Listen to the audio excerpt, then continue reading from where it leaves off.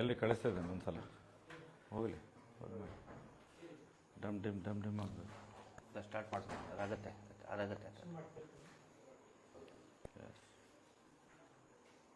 ಅಲ್ಲ ಬಟ್ ಅದು ಇದನ್ನು ಮಾಡೋದು ಹೆಂಗೆ?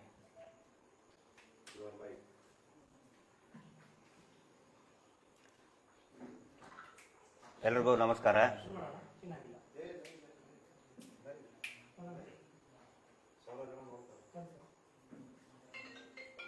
ಪ್ರಸಕ್ತವಾಗಿ 3ನೇ ತಾರೀಕಿಗೆ, ಜುಲೈ 3ನೇ ತಾರೀಕಿಗೆ ಬೆಂಗಳೂರಿನ ಇಬ್ಬರು ಖ್ಯಾತ ಯುವ ವಕೀಲರು ಧರ್ಮಸ್ಥಳದ ಸುತ್ತಮುತ್ತಲಿನ ಪ್ರದೇಶಗಳಲ್ಲಿ ಒಬ್ಬ ವ್ಯಕ್ತಿ ನೂರಾರು ಶವಗಳನ್ನು ಅತ್ಯಾಚಾರ, ಕೊಲೆ, ಅದರಿಂದ ಈಡಾಗಿರುವಂತಹ ಸಂಶಯಾಸ್ಪದ ಶವಗಳನ್ನು ನಾನು ಹೂತಾಕಿದ್ದೇನೆ ಅಂತ ಹೇಳಿ ಆ ಒಂದು ಪತ್ರ ಸಾಮಾಜಿಕ ಮಾಧ್ಯಮಗಳಲ್ಲಿ, ಸೋಷಿಯಲ್ ಮೀಡಿಯಾ ಇರ್ಬೋದು ಮತ್ತು ಅನೇಕ ಮುಖ್ಯವಾಹಿನಿ ಮಾಧ್ಯಮಗಳಲ್ಲಿ ಒಂದು ದೊಡ್ಡ ಮಟ್ಟದ ಸಂಚಲನವನ್ನು ಮೂಡಿಸಿತು. ಇದಾದ ನಂತರ ನಿರಂತರವಾಗಿ ಪ್ರಕ್ರಿಯೆಗಳು ನಡೀತಾ ಹೋದವು. ಪ್ರಾರಂಭದಲ್ಲಿ ಏನು ಒಂದು ಲೆಟರ್ ಹರಿದಾಡ್ತಾ ಇತ್ತು, ಅದೊಂದು ಫೇಕ್ ಇರ್ಬೋದು ಅಂತ ಕೆಲವೊಬ್ಬರು ಸಂಶಯನ ವ್ಯಕ್ತಪಡಿಸ್ತಾ ಇದ್ರು. ಆದರೆ ಅದನ್ನು ದೃಢೀಕರಣ ಮಾಡೋದಕ್ಕೆ ಸ್ವತಃ ಆ ಒಂದು ಬೆಂಗಳೂರಿನಿಂದ ವಕೀಲರ ನಿಯೋಗವೇ ದಕ್ಷಿಣ ಕನ್ನಡ ಜಿಲ್ಲೆಯ ಮಾನ್ಯ SP ಅವರ ಕಚೇರಿಗೆ, ಜಿಲ್ಲಾ SP ಕಚೇರಿಗೆ ಭೇಟಿ ನೀಡಿ ಅದಕ್ಕೆ ಬೇಕಾದಂಥ ಮಾಹಿತಿಗಳನ್ನು ಕೊಟ್ಟಿದ್ದಾರೆ ಅಂತ ನಾವು ತಿಳ್ಪಟ್ವಿ. ಆನಂತರ ಆ ಥರ ಒಂದು ಪತ್ರ ಬಂದಿದ್ದು ನಿಜ ಮತ್ತು ಅಡ್ವೊಕೇಟ್ಗಳು ಕೂಡ ಬಂದಿದ್ದಾರೆ ಅಂತ ಹೇಳಿ ಸ್ವತಃ ಪೊಲೀಸ್ ವರಿಷ್ಠರ ಕಚೇರಿಯಿಂದನೇ ಪತ್ರಿಕಾ ಪ್ರಕಟಣೆಗಳು ಬಂದು, ಅದಾದ ನಂತರ ಒಂದು FIR ಕೂಡ ದಾಖಲಾಯಿತು. ಇದು ಈ ಇಡೀ ಪ್ರಕ್ರಿಯೆ ಏನಾಗಿದೆ, ಬರೀ ನಮ್ಮ ರಾಜ್ಯ ಅಲ್ಲ, ದೇಶ ಅಲ್ಲ, ಜಗತ್ತಿನಾದ್ಯಂತ ಅತ್ಯಂತ ಸಂಚಲನವನ್ನು ಮೂಡಿಸಿದೆ. ಜಗತ್ತಿನ ಬೇರೆ ಬೇರೆ ಭಾಗದಲ್ಲಿ ಇರತಕ್ಕಂತಹ ಕನ್ನಡಿಗರು ಕೂಡ ಇದ್ರ ಬಗ್ಗೆ ನಮ್ಗೆ ಕೇಳ್ತಾ ಇದ್ದಾರೆ. ಮಾಧ್ಯಮದವರು ಕೂಡ ಸೌಜನ್ಯ ಹೋರಾಟಗಾರರಿಗೆ ಕೇಳ್ತಾ ಇದ್ದಾರೆ. ಯಾಕಂತ ಹೇಳಿದ್ರೆ ನಿರಂತರವಾಗಿ ಇಲ್ಲಿ ನಡ್ತಕ್ಕಂತಹ ಸೌಜನ್ಯ ನ್ಯಾಯದ ಹೋರಾಟ ಇರ್ಬೋದು, ವೇದವಲ್ಲಿ ಪ್ರಕರಣ, ಪದ್ಮಲತಾ ಪ್ರಕರಣ, ಆನೆ ಮಾವುತ ಪ್ರಕರಣ ನಿರಂತರವಾಗಿ ಹೋರಾಟ ಮಾಡ್ತಾ ಬಂದಿದ್ದು ಶ್ರೀಯುತ ಮಹೇಶ್ ಶೆಟ್ಟಿ ತಿಮ್ರೋಡಿ ಅವರ ಒಂದು ತಂಡ. ಸುಮಾರು ಜನ ಪತ್ರಕರ್ತರು ಕೇಳಿದ್ರು, ನೀವು ಯಾಕೆ ಸುಮ್ಮನೆ ಇದ್ದೀರಿ, ಇಷ್ಟೊಂದು ಸಂಚಲನವನ್ನ ಮೂಡಿಸಿದೆ. ಸಹಜವಾಗಿ, ಯಾಕಂತ ಹೇಳಿದ್ರೆ ಅದನ್ನ ಆ ಮಾಹಿತಿಗಳನ್ನ ಕೇಳಿಬಿಟ್ರೆ ಈ ರಕ್ತ, ಪ್ರತಿಯೊಬ್ಬ ನಾಗರಿಕರು ಕೂಡ ಆಕ್ರೋಶದಿಂದ ಪ್ರತಿಯೊಬ್ಬರ ರಕ್ತ ಕುದಿತಾ ಇದೆ. ಯಾಕಂದ್ರೆ ಅವನು ಹೇಳಿದ್ದು ನೂರಾರು ಶವಗಳನ್ನ ಹೂತು ಹಾಕಿದ್ದೇನೆ, ಅತ್ಯಾಚಾರ ಕೊಲೆಯಿಂದ ಒಳಗಾದಂತ ಇವ್ರನ್ನ ನಾವು ಹೂತು ಹಾಕಿದ್ದೇವೆ, ಆನಂತರ ಭಿಕ್ಷುಕರನ್ನ ನಾನು ಹೂತು ಹಾಕಿದ್ದೇನೆ, ಕೊಲೆ ಮಾಡಲಾಗಿದೆ. ಅದು ಕಂಪ್ಲೇಂಟ್ ನೋಡಿಬಿಟ್ರೆ ನಿಜವಾಗಲೂ ಯಾರಿಗೂ ಕೂಡ ನಿದ್ದೆ ಬರ್ತಾ ಇಲ್ಲ. ಹೀಗಾಗಿ ಸ್ಪಷ್ಟೀಕರಣ ಕೇಳ್ತಾ ಇದ್ದಾರೆ, ನೀವು ಯಾಕೆ ಸುಮ್ಮನೆ ಕೂತ್ಕೊಂಡಿದ್ದೀರಾ, ಯಾಕೆ ಮಾತಾಡ್ತಾ ಇಲ್ಲ ಅಂತ ಕೇಳ್ತಾ ಇದ್ದಾರೆ. ಅದರ ಸಲುವಾಗಿ ಸ್ಪಷ್ಟೀಕರಣ ಕೊಡೋದಕ್ಕೆ ಮತ್ತೆ ನಮ್ಮ ನಡೆ ಏನು ಅದರ ಬಗ್ಗೆ ಸಾರ್ವಜನಿಕರ ಗಮನಕ್ಕೆ ತರೋದಕ್ಕೆ ಇವತ್ತು ಲೈವ್ನಲ್ಲಿ ಬಂದು ಮಾಧ್ಯಮದ ಗಮನಕ್ಕೆ, ಸರ್ಕಾರದ ಗಮನಕ್ಕೆ ಮತ್ತು ಎಲ್ಲ ಸಾರ್ವಜನಿಕರ ಗಮನಕ್ಕೆ, ಸೌಜನ್ಯ ಹೋರಾಟಗಾರರ ಗಮನಕ್ಕೆ ತರುವಂತಹ ಪ್ರಯತ್ನವನ್ನ ಮಾಡ್ತಾ ಇದ್ದೀವಿ. ಮೊದಲನೇದಾಗಿ ನಾವು ಯಾಕೆ ನಿರಂತರವಾಗಿ ಈ ವಿಷಯದ ಬಗ್ಗೆ ಮಾತಾಡ್ತಾ ಇಲ್ಲ ಅಂತ ಹೇಳಿದ್ರೆ, ನಾವು ಗಮನಿಸ್ತಾ ಇದ್ದೀವಿ. ಆದ್ರೆ ಒಂದು ಒಳ್ಳೆ ಬೆಳವಣಿಗೆ ಅಂತ ಹೇಳಿದ್ರೆ ಆ ನ್ಯಾಯವಾದಿಗಳು ತಕ್ಷಣನೇ ಸಾರ್ವಜನಿಕರ ಗಮನಕ್ಕೆ ತರ್ತಾ ಇದ್ದಾರೆ. ಏನೇ ಬೆಳವಣಿಗೆ, ಪೊಲೀಸ್ ಇಲಾಖೆಯ ಜೊತೆಗೆ ಏನೇ ಬೆಳವಣಿಗೆ ಆದ್ರೂ ತಕ್ಷಣಕ್ಕೇನೆ ಸಾರ್ವಜನಿಕರ ಗಮನಕ್ಕೆ ತರ್ತಾ ಇದ್ದಾರೆ. ಆ ನಂತರ ಜಿಲ್ಲಾ ಪೊಲೀಸ್ ವರಿಷ್ಠಾಧಿಕಾರಿಗಳು ಕೂಡ ತಕ್ಷಣಕ್ಕೇನೆ ಸಾರ್ವಜನಿಕರ ಗಮನಕ್ಕೆ ತರ್ತಾ ಇದ್ದಾರೆ. ಪಾರದರ್ಶಕತೆಯನ್ನ ಕಾಯ್ದುಕೊಂಡು ಬರಲಾಗ್ತಾ ಇದೆ. ಇಲ್ಲಿ ಯಾವುದು ಕೂಡ ನಮಗೆ ಮುಚ್ಚಿಡ್ತಾರೆ ಅನ್ನುವಂತ ಸಂಶಯ ಬರ್ತಾ ಇಲ್ಲ. ನಾವು ಯಾವತ್ತಿಗೂ ಕೂಡ ವಿನಾಕಾರಣ ಯಾರನ್ನು ದೂಷಣೆ ಮಾಡಿಲ್ಲ. ಹಿಂಗಾಗಿ ನಮಗೆ ವಿಶ್ವಾಸ ಇದೆ ಈಗಿನ ದಕ್ಷಿಣ ಕನ್ನಡ ಜಿಲ್ಲಾ ಪೊಲೀಸ್ ವರಿಷ್ಠರ ಕಾರ್ಯವೈಖರಿಯ ಬಗ್ಗೆ ಅವರ ನಡೆಗಳು ಪಾರದರ್ಶಕತೆ ನಡೆಯ ಬಗ್ಗೆ ಮತ್ತು ಅದೇ ರೀತಿ ಧರ್ಮಸ್ಥಳ SHO ಠಾಣಾಧಿಕಾರಿ ಯಾರಿದ್ದಾರೆ ಅವ್ರ ಬಗ್ಗೆನೂ ಕೂಡ ನಮ್ಗೆ ನಂಬಿಕೆ ಇದೆ. ಯಾವತ್ತಿಗೂ ಕೂಡ ವಿನಾಕಾರಣ ಅಲ್ಲ ಸಲ್ಲದ ಆರೋಪವನ್ನ ನಾವು ಯಾರ ಬಗ್ಗೆನೂ ಕೂಡ ಮಾಡಿಲ್ಲ, ಇನ್ನು ಮುಂದೆನೂ ಕೂಡ ಮಾಡೋದಿಲ್ಲ. ಹೀಗಾಗಿ ನಾವು ಸುಮ್ಮನೆ ಇದ್ದೇವೆ. ಅಂದ್ರೆ ಬೆಳವಣಿಗೆ ನಡೀತಾ ಇದೆ. ಅಡ್ವೊಕೇಟ್ ಟೀಮ್ ಇದೆ, ಏನಿದೆ, ಓಜಸ್ವಿ ಗೌಡ ಮತ್ತು ಸಚಿನ್ ದೇಶಪಾಂಡೆ ಮತ್ತು ಅವರ ಮೇಲೆ ಮಾರ್ಗದರ್ಶನ ಮಾಡತಕ್ಕಂತಹ ಶ್ರೀಯುತ KV ಧನಂಜಯನ್ ಅವರು ಎಲ್ಲರೂ ಕೂಡ ಖ್ಯಾತಿವೆತ್ತ ಮತ್ತು ಸಾಕಷ್ಟು ಜ್ಞಾನ ಇರುವಂತಹ, ಕಾನೂನಿನ ಪ್ರಕ್ರಿಯೆಗಳ ಬಗ್ಗೆ ಜ್ಞಾನ ಇರುವಂತಹ ಒಂದು ವಕೀಲರ ತಂಡನೇ ಇರೋದ್ರಿಂದ ನಮಗೆ ಈ ಪ್ರಕ್ರಿಯೆ ಬಗ್ಗೆ ಒಂದು ನಂಬಿಕೆ ಇದೆ. ಹಿಂಗಾಗಿ ನಾವು ಏನು ಜಾಸ್ತಿ ಮಾತಾಡ್ತಾ ಇಲ್ಲ, ಗಮನಿಸ್ತಾ ಇದ್ದೇವೆ. ಆದರೆ ಇಲ್ಲಿ ಒಂದು ಗಮನಿಸಬೇಕು, ಇದು ಪೊಲೀಸ್ ಇಲಾಖೆಯ ಗಮನಕ್ಕೆ ನಾನು ತರ್ತಾ ಇದ್ದೀನಿ. ಕೆಲವೊಬ್ಬರು ಪತ್ರಕರ್ತರು ಕೂಡ ಇಲ್ಲೇನು ಪೊಲೀಸ್ ವರಿಷ್ಠರ ಬಗ್ಗೆ, ಪೊಲೀಸ್ ನಡೆಯ ಬಗ್ಗೆ ಸಂಶಯನ ವ್ಯಕ್ತಪಡಿಸಿದ್ರು, ಅವ್ರಿಗೆ ನೋಟಿಸ್ ಕೂಡ ಕಳಿಸಿದ್ದಾರೆ. ಅನೇಕ ಜನರು ಮಾತಾಡ್ತಾ ಇರ್ತಾರೆ, ಪೊಲೀಸರ ಬಗ್ಗೆ ಸಹಜವಾಗಿ ಸಂಶಯ ವ್ಯಕ್ತಪಡಿಸ್ತಾರೆ. ಅದು ಯಾಕೆ ಅಂತ ಹೇಳಿದ್ರೆ, ಈಗಿನ ಪೊಲೀಸ್ ವರಿಷ್ಠರ ಬಗ್ಗೆ ಆಗಲಿ ಅಥವಾ ಈಗಿನ ಪೊಲೀಸ್ ವ್ಯವಸ್ಥೆ ಬಗ್ಗೆ, ದಕ್ಷಿಣ ಕನ್ನಡ ಜಿಲ್ಲಾ ಪೊಲೀಸ್ ಬಗ್ಗೆ ಅಲ್ಲ, ಅದು ಹಿಂದೆ ಆದಂತಹ ಕಹಿಯ ಅನುಭವಗಳು ಇದಾವಲ್ಲ. ವೇದವಲ್ಲಿ ಪ್ರಕರಣದಿಂದ 1979 ವೇದವಲ್ಲಿ ಪ್ರಕರಣ, ಅದಾದ ನಂತರ ಪದ್ಮಲತಾ ಪ್ರಕರಣ, ಅದಾದ ನಂತರ ಆನೆ ಮಾವುತನ ಡಬಲ್ ಮರ್ಡರ್ ಕೇಸ್, ಅದಾದ ನಂತರ ಸೌಜನ್ಯ ಪ್ರಕರಣ ಅಂತೂ ಸಂಪೂರ್ಣವಾಗಿ ದಾರಿ ತಪ್ಪಿಸ್ಬಿಟ್ರು. ಇವತ್ತಿನವರೆಗೂ ಕೂಡ ಈ ಯಾವ ಬರ್ಬರ ಅತ್ಯಾಚಾರ ಕೊಲೆ ಪ್ರಕರಣಗಳಿಗೆ ಆರೋಪಿನೇ ಸಿಕ್ಕಿಲ್ಲ. ಅದಕ್ಕೆ ಮುಖ್ಯ ಕಾರಣನೇ ಪೊಲೀಸರು ಒತ್ತಡಕ್ಕೆ ಮಣಿದರು, ಪೊಲೀಸರು ಹಾದಿ ತಪ್ಪಿಸಿದರು. ಅದು ಜನಜನಿತವಾಗಿದೆ. ಸ್ವತಃ CBIನೇ ಹೇಳಿದೆ, ಇಂಥಲ್ಲಿ ಮೆಡಿಕಲ್ ಆಫೀಸರ್ ಮೇಲೆ ದಂಡನೆಗೆ ಒಳಗಾಗಬೇಕು ಅಂತ ವರದಿ ಕೊಟ್ಟರು ಕೂಡ ಅದನ್ನು ಬಹಿರಂಗಗೊಳಿಸದೇನೆ ಅದನ್ನು ಮುಚ್ಚಿಟ್ಕೊಂಡಿದ್ದಾರೆ. ಮೊನ್ನೆ G ಮಹಾಂತೇಶ್ ಅವರು ಅದನ್ನು ಬಹಿರಂಗ ಮಾಡಿದ್ದಾರೆ.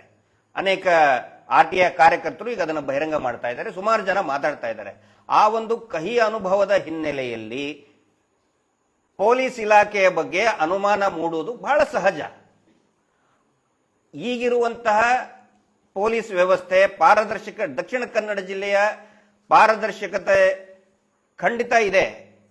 ಆದರೆ ಸ್ವತಃ ಈ ರಾಜ್ಯದ ಉಪಮುಖ್ಯಮಂತ್ರಿಗಳು ನಿಮ್ಮ ರಕ್ಷಣೆಗೆ ಸಾವಿರಾರು ಆರೋಪ ಇರುವಂತಹ ವ್ಯಕ್ತಿ ಏನಿದ್ದಾರೆ, ಮೀಟರ್ ಬಡ್ಡಿ ದಂಧೆ ಆರೋಪ ಇರಬಹುದು, ಈ ಕೊಲೆಗಳ ಆರೋಪ ಇದು, ಆ ಕುಟುಂಬದವರಿಗೆ ಬಹಿರಂಗವಾಗಿ ಸಾರ್ವಜನಿಕವಾಗಿ ನಿಮ್ಮ ರಕ್ಷಣೆಗೆ ಇದ್ದೇವೆ, ಸಾವಿರಾರು ನನ್ನಂತಹ DK ಶಿವಕುಮಾರ್ಗಳು ಬರ್ತಾರೆ ಅಂತ ಹೇಳೋದಕ್ಕೆ ಸಹಜವಾಗಿ ಸಾರ್ವಜನಿಕರಿಗೆ ಒಂದು ಸಂಶಯ ಬರ್ತದೆ.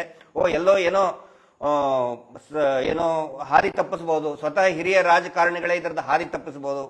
ಅಷ್ಟೇ ಅಲ್ಲ, ಇನ್ನೊಂದು ಮಾಹಿತಿಯನ್ನ ಇಲ್ಲಿ ನಾನು ಸಾರ್ವಜನಿಕರ ಗಮನಕ್ಕೆ ತರ್ತಾ ಇದ್ದೇನೆ. ಇವರು ಏನ್ ಮಾಡಿದ್ದಾರೆ, ಈ ಕುಟುಂಬದವರು, ನೇತ್ರಾವತಿ ತೀರದ ಧರ್ಮೋದ್ಯಮಿ ಕುಟುಂಬದವರು ಅನೇಕ ಹಿರಿಯ IPS ಅಧಿಕಾರಿಗಳಿಗೂ ಕೂಡ ಮದುವೆಯನ್ನ ಮಾಡಿಸಿದ್ದಾರೆ. ಹಿರಿಯ IPS ಅಧಿಕಾರಿಗಳ ಮಕ್ಕಳಿಗೆ ಅವರ ಸಂಸ್ಥೆಯಲ್ಲಿ ಉನ್ನತ ಹುದ್ದೆಗಳನ್ನು ಕೊಟ್ಟಿದ್ದಾರೆ. ಹಿಂಗಾಗಿ ಸೀನಿಯರ್ ಆಫೀಷಿಯಲ್ಸ್ ಒತ್ತಡ ತರಬಹುದು. ನ್ಯಾಯಾಂಗ ವ್ಯವಸ್ಥೆಯಲ್ಲಿರುವಂತಹ ಹಿರಿಯ ಅಧಿಕಾರಿ ಒತ್ತಡ ತರಬಹುದು. ಒತ್ತಡ ತಂದು ಈ ತನಿಖೆಯನ್ನ ದಾರಿ ತಪ್ಪಿಸೋದಾಗ್ಲಿ, ತನಿಖೆಯನ್ನ ವಿಳಂಬ ಮಾಡೋ ಪ್ರಯತ್ನ ಮಾಡ್ತಾರೆ. ಆ ಸಾಧ್ಯತೆಗಳು ಇದೆ. ಒಂದು ವೇಳೆ ಅಂತ ಸಾಧ್ಯತೆಗಳು ಕಂಡು ಬಂದ್ರೆ ಖಂಡಿತ ಮಹೇಶ್ ಶೆಟ್ಟಿ ತಿಮರೋಡಿ ಅವರ ನೇತೃತ್ವದಲ್ಲಿ ಮತ್ತು ಇಡೀ ಎಲ್ಲಾ ಸೌಜನ್ಯ ಹೋರಾಟಗಾರರು ಸಂವಿಧಾನಬದ್ಧ ನಮ್ಮ ಹಕ್ಕನ್ನ ಚಲಾವಣೆ ಮಾಡಿ ಶಾಂತಿಯುತ ಪ್ರತಿಭಟನೆಯನ್ನ ಮಾಡೇ ಮಾಡ್ತೀವಿ. ಅದು ನಮ್ಮ ಹಕ್ಕು. ಯಾಕಂತ ಹೇಳಿದ್ರೆ ತನಿಖೆ ಯಾವ ರೀತಿ ಹೋಗುತ್ತೆ ಅದನ್ನೆಲ್ಲಾನು ಕೂಡ ಅಬ್ಸರ್ವ್ ಮಾಡೋದಕ್ಕೆ ಒಂದು ಒಳ್ಳೆ ಟೀಮ್ ಇದೆ. ಇವತ್ತು ಇಡೀ ರಾಜ್ಯ ಅಲ್ಲ, ದೇಶದ ಕಾನೂನಿನ ತಜ್ಞರು, ವಿಶೇಷವಾಗಿ ಅಡ್ವೊಕೇಟ್ ಒಂದು ಕಮ್ಯುನಿಟಿ, ನಾನು ಥ್ಯಾಂಕ್ಸ್ ಹೇಳ್ತಾ ಇದ್ದೇನೆ, ಅನೇಕ ತಜ್ಞರು, ಲಾ ಎಕ್ಸ್ಪರ್ಟ್ ಇದನ್ನು ನೋಡ್ತಾ ಇದ್ದಾರೆ. ಹಿಂಗಾಗಿ ತನಿಖೆ ದಾರಿ ತಪ್ಪಿದರೆ ನಮ್ಗೆ ತಕ್ಷಣನೇ ಗೊತ್ತಾಗುತ್ತೆ. ಆ ಸಂದರ್ಭದಲ್ಲಿ ನಾವು ತಕ್ಷಣಕ್ಕೆ ಪ್ರತಿಭಟನೆಗೆ ಕರೆಯನ್ನ ಕೊಡ್ತೀವಿ. ಇನ್ನು ಆ ವ್ಯಕ್ತಿಯ ಬಗ್ಗೆ ಕೆಲವೊಬ್ಬರು ವಿನಾಕಾರಣ ನೋಡಿ, he is protected under witness protection act. ನಿನ್ನೆ ತಾನೇ ಅವನಿಗೆ ಪ್ರೊಟೆಕ್ಷನ್ ಆರ್ಡರ್ ಆಗಿದೆ ಅನ್ನೋ ಸುದ್ದಿ ಕೇಳಿ ಬಂದಿದೆ. ಆ ವ್ಯಕ್ತಿಯ ಬಗ್ಗೆ ಊಹಾಪೋಹ, ಸುಳ್ಳು ಸುದ್ದಿಗಳು, ಆ ವ್ಯಕ್ತಿಯ ಹೆಸರು, ಅವನು ಅಂಥವನು ಇಂಥವನು ಇಲ್ಲಿ ಕೆಲಸ ಮಾಡ್ತಿದ್ದ ಹಂಗೆ ಹಿಂಗೆ ಅಂತೇಳಿ ಏನಾದರೂ ಮಾಡಿದ್ರೆ ನಾನು ಪೊಲೀಸ್ ಇಲಾಖೆಗೆ ವಿನಂತಿ ಮಾಡ್ಕೊಳ್ತೇನೆ, ತಕ್ಷಣ ಆ ಪೋಸ್ಟ್ಗಳನ್ನ ಯಾರು ಹಾಕಿದ್ದಾರೆ ಅವ್ರನ್ನ ತಕ್ಷಣನೇ ಬಂಧಿಸಬೇಕು. ಆ ವ್ಯಕ್ತಿಗೆ ಏನಾದರೂ ತೊಂದರೆ ಆದರೆ ಅವರೇ ಕಾರಣ ಅನ್ನೋ ಮಾತನ್ನ ಇಲ್ಲಿ ನಾನು ಸಾರ್ವಜನಿಕವಾಗಿ ಪೊಲೀಸರ ಗಮನಕ್ಕೆ ತರ್ತಾ ಇದ್ದೇನೆ. ಆ ವ್ಯಕ್ತಿ ಹಂಗಿದ್ದ ಹಿಂಗಿದ್ದ ಅನೇಕ ಪೋಸ್ಟ್ಗಳು ಹರಡಾಡ್ತಾ ಇದೆ. ಫೋನ್ನಲ್ಲಿ ಹೇಳೋದು, ದಾರಿ ತಪ್ಪಿಸೋದು, ತನಿಖೆ ದಾರಿ ತಪ್ಪಿಸೋ ಕೆಲಸ ಮಾಡ್ತಾ ಇದ್ದಾರೆ. ದಯವಿಟ್ಟು ಅಂತವ್ರನ್ನ ಆ ಕಾಯ್ದೆ ಅಡಿ ಅರೆಸ್ಟ್ ಮಾಡಬೇಕು, ಅವ್ರನ್ನ ತನಿಖೆಗೆ ಒಳಿಸಬೇಕು, ಕಾನೂನು ಕ್ರಮ ಜರುಗಿಸಬೇಕಂತೇಳಿ ನಾನು ವಿನಂತಿ ಮಾಡ್ಕೊತಾ ಇದ್ದೇನೆ. ಅದಕ್ಕೆ ಈ ಸಂದರ್ಭದಲ್ಲಿ ನಾವು ವಿನಂತಿ ಮಾಡ್ಕೊಳ್ಳೋದು, ನಿನ್ನೆ ನಮ್ಮ ನಾಯಕರಾದಂಥ ಶ್ರೀಯುತ ಮಹೇಶ್ ಶೆಟ್ಟಿ ತಿಮರೋಡಿ ಅವರ 25ನೇ ವರ್ಷದ ವಾರ್ಷಿಕೋತ್ಸವ ಸಂದರ್ಭದಲ್ಲಿನೂ ಕೂಡ ನಾನು ಒಂದು ಆಗ್ರಹವನ್ನ ಮಾಡಿದ್ದೆ. ಏನಂತ ಹೇಳಿದ್ರೆ, ಒಂದು ಶಾಂತಿಯುತವಾದಂತಹ ಪ್ರತಿಭಟನೆಗೆ ದಯವಿಟ್ಟು ನೀವು ಕರೆ ಕೊಡಿ. ಎಲ್ಲ ಏನಾದರೂ ಈ ತನಿಖೆಯ ದಾರಿ ತಪ್ತಾ ಇದೆ, ಒತ್ತಡ ತರ್ತಾ ಇದ್ದಾರೆ ಸರ್ಕಾರದಿಂದ, ಅದು ಯಾವುದೇ ಸರ್ಕಾರ ಆಗಿರಬಹುದು, ಅದು ಅಥವಾ ಯಾವುದೇ ರಾಜಕೀಯ ಪಕ್ಷದ ನಾಯಕರಾಗಿರ್ಬೋದು. ನಾನು ಇದೇ ಪಕ್ಷ ಅಂತ ನಾವು ಒಂದು ಪಕ್ಷವನ್ನ ನಾವು ಟಾರ್ಗೆಟ್ ಮಾಡ್ತಾ ಇಲ್ಲ. ಆ ತರ ಏನಾದರೂ ತನಿಖೆ ವಿಳಂಬ ಆದ್ರೆ ನಾನು ಶ್ರೀಯುತ ಮಹೇಶ್ ಶೆಟ್ಟಿ ತಿಮರೋಡಿ ಅವರಿಗೆ ವಿನಂತಿ ಮಾಡ್ಕೊಳ್ತೇನೆ, ದಯವಿಟ್ಟು ತಾವು ಒಂದು ಆಗ್ರಹವನ್ನ ಮಾಡಿ ಒಂದು ಕರೆಯನ್ನ ಕೊಡಿ. ಶಾಂತಿಯುತ ಪ್ರತಿಭಟನೆಗೆ ನಾವೆಲ್ಲರೂ ಕೂಡ ಸಜ್ಜಾಗಿದ್ದೇವೆ. ಜನಸಾಮಾನ್ಯರು, ಯಾಕಂತ ಹೇಳಿದ್ರೆ ಜನರ ಆಕ್ರೋಶ ಇವತ್ತು ಮುಗಿಲು ಮುಟ್ತಾ ಇದೆ.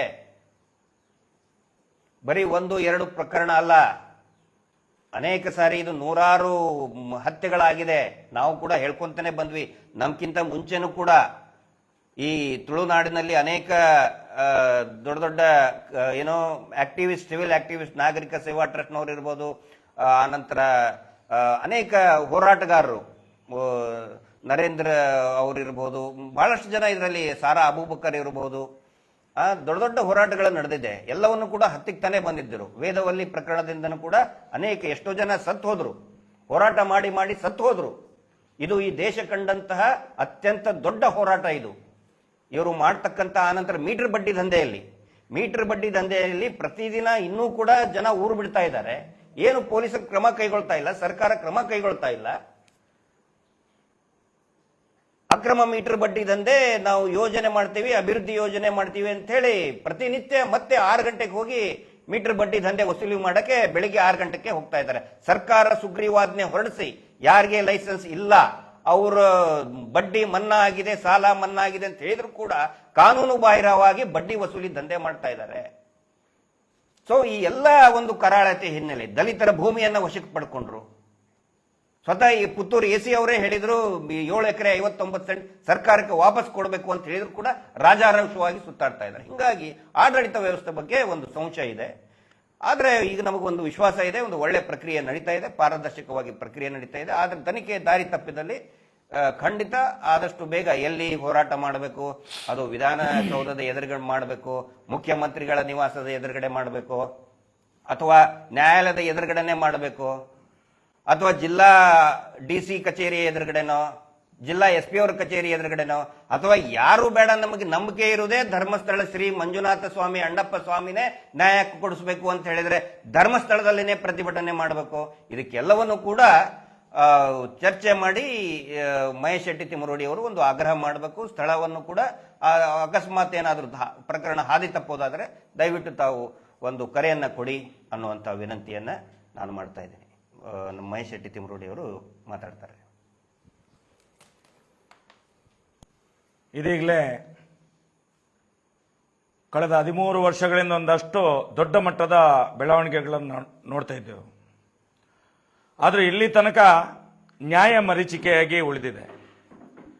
ಇವತ್ತು ನ್ಯಾಯಾಂಗದ ಒಳಗಿನಿಂದಲೇ ಒಂದು ಟೀಮ್ ಬಂದು ಕಳೆದ 20-22 ದಿವಸದಿಂದ ಒಂದು ದೊಡ್ಡ ಮಟ್ಟದ ಒಂದು ಹೋರಾಟ ಮಾಡ್ತಿದ್ದಂತೇಳಿ ನಾವು ಫುಲ್ಲು ನಾವು ಗಮನಿಸ್ತಾ ಇದ್ದೇವೆ. ಅದನ್ನು ಯಾವ ರೀತಿಯಲ್ಲಿ ಮಾಡ್ತಾ ಇದ್ದಾರೆ ಅಂತ ಹೇಳಿ ದಿವಸ ಎಲ್ಲೆಲ್ಲಿ ಕಂಪ್ಲೇಂಟ್ ಅನ್ನು ಮಾಡ್ತಾ ಇದ್ದಾರೆ, ಕೋರ್ಟ್ಗೆ ಯಾವ ರೀತಿಯಲ್ಲಿ ಅಪ್ರೋಚ್ ಆಗ್ತಾ ಇದ್ದಾರೆ ಅವರು, ಪೊಲೀಸ್ ಇಲಾಖೆಯನ್ನು ಯಾವ ರೀತಿ ಅಪ್ರೋಚ್ ಆಗ್ತಾ ಇದ್ದಾರೆ, ಜಿಲ್ಲೆಯ SP ಅವರಿಗೆ ಯಾವ ರೀತಿಯ ಕಂಪ್ಲೇಂಟ್ ಅನ್ನು ಕೊಡ್ತಾ ಇದ್ದಾರೆ, ಇದರನ್ನೆಲ್ಲವನ್ನು ನಾವು ಜಿಲ್ಲೆಯ SP ಅವರು ಸಾಮಾಜಿಕವಾಗಿ ಅದನ್ನು ತಿಳಿಸ್ತಾ ಇದ್ದಾರೆ.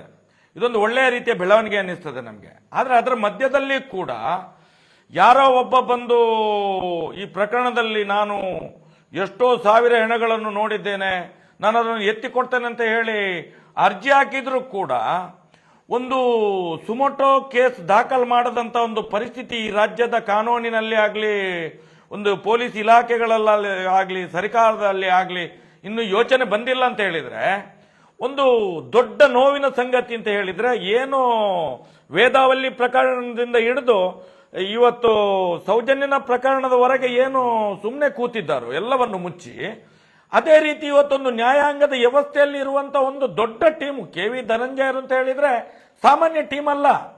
ಈ ದೇಶದ ಎಷ್ಟೋ ಭ್ರಷ್ಟ ರಾಜಕಾರಣಿಗಳಿಗೆ ಜೈಲಿನ ದ್ವಾರವನ್ನು ತೋರಿಸಿದಂತ ಒಂದು ವಕೀಲರ ದೊಡ್ಡ ತಂಡ ಅದು.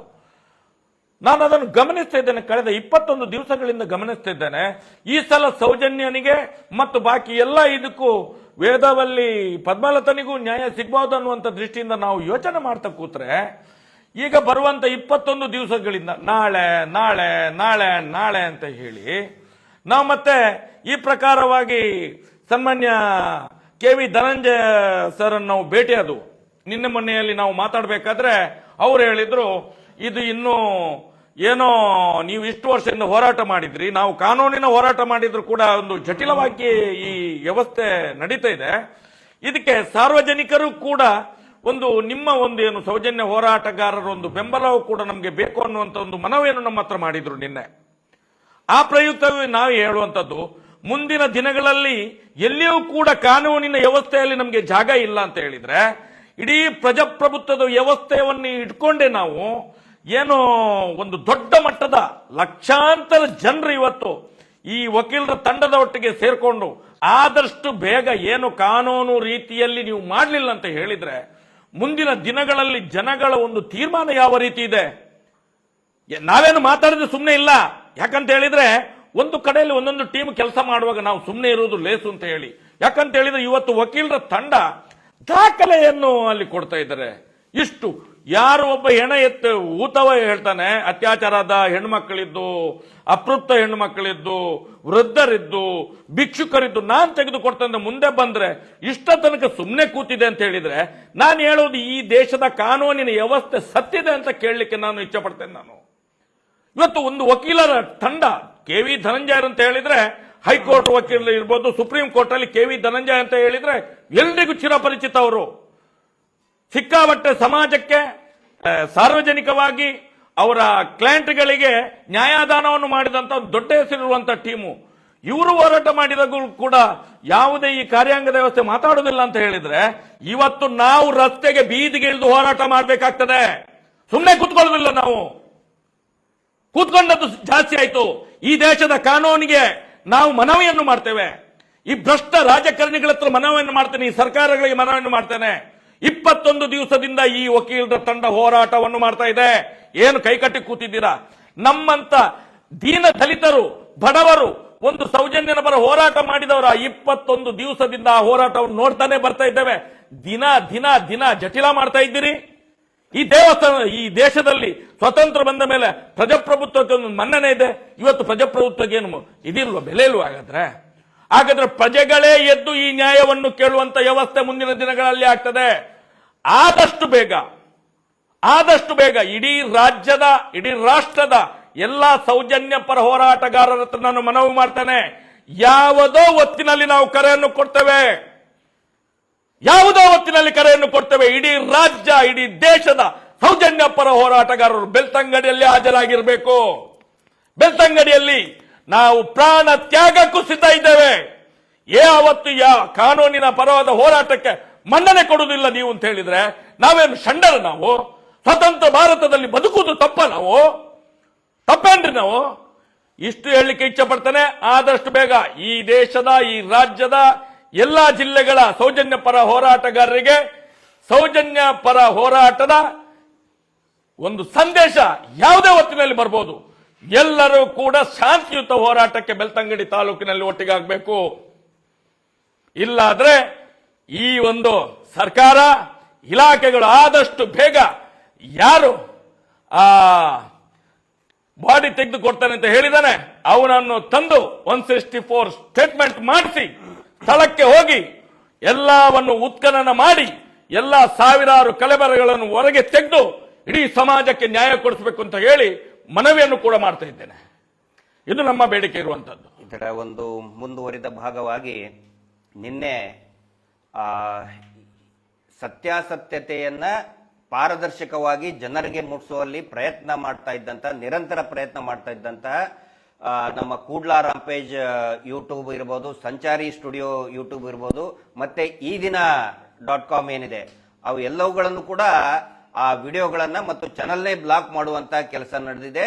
ಇದು ನ್ಯಾಯಾಂಗ ವ್ಯವಸ್ಥೆಯಲ್ಲಿರುವಂತಹ ಅಧಿಕಾರಿಗಳು, ನ್ಯಾಯಾಧೀಶರು ಇದನ್ನು ಗಮನದಲ್ಲಿಟ್ಕೋಬೇಕು. ಏಕಾಏಕಿ ರಾತ್ರೋರಾತ್ರಿ ಆದೇಶ ಹೊರಡಿಸಿ ಅದನ್ನ ಬ್ಲಾಕ್ ಮಾಡಿಸೋದ್ರಿಂದ ನೀವು ಕೂಡ ಇದರಲ್ಲಿ ಭಾಗಿಯಾಗಿದ್ದೀರಿ. ಈ ಸಂಚಿನಲ್ಲಿ ಈ ಅತ್ಯಾಚಾರಿಗಳನ್ನ, ಕೊಲೆಗಡಕರನ್ನ ರಕ್ಷಣೆ ಮಾಡುವಂತಹ ಪ್ರಕ್ರಿಯೆಯಲ್ಲಿ ನೀವು ಕೂಡ ಸಂಚಿನಲ್ಲಿ ಭಾಗಿಯಾಗಿದ್ದೀರಿ ಅಂತಾನೆ ನಾವು ಭಾವಿಸ್ತೇವೆ.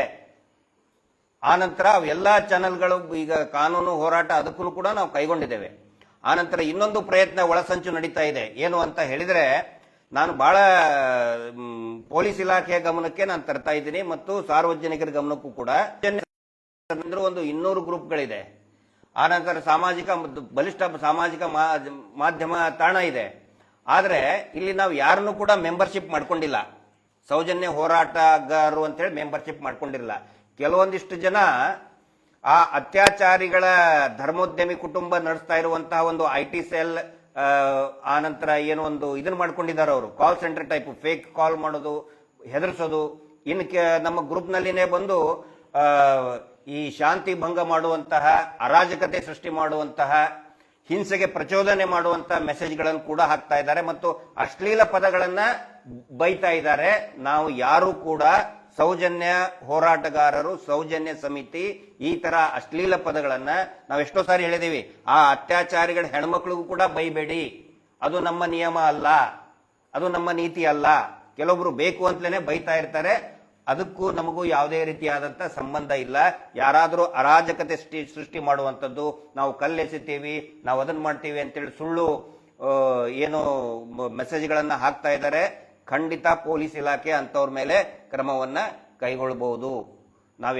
ನಾವು ಏನೇ ಇದ್ರೂ ಕೂಡ ಸಾಂವಿಧಾನಿಕ ಹೋರಾಟಕ್ಕೆ ಮಾತ್ರ ಮನ್ನಣೆ ಇದೆ, ಕಾನೂನಿನ ಸುಪರ್ದಿಯಲ್ಲಿ ಮಾತ್ರ ಮನ್ನಣೆ ಇದೆ ಹೊರತು ಇನ್ನು ಯಾರೋ ನಾ ಸೌಜನ್ಯ ಹೋರಾಟಗಾರ ಅಂತ ಹೇಳ್ಕೊಂಡು ಏನೋ ವ್ಯವಹಾರ ಮಾಡಿದ್ರು, ದಂಧೆ ಮಾಡಿದ್ರು, ಆ ನಂತರ ಅರಾಜಕತೆ ಸೃಷ್ಟಿ ಮಾಡುವಂತ ಮೆಸೇಜ್ಗಳನ್ನ, ಪೋಸ್ಟ್ಗಳನ್ನ ಹಾಕಿದ್ರೆ ಅದಕ್ಕೂ ನಮಗೂ ಯಾವುದೇ ಸಂಬಂಧ ಇಲ್ಲ.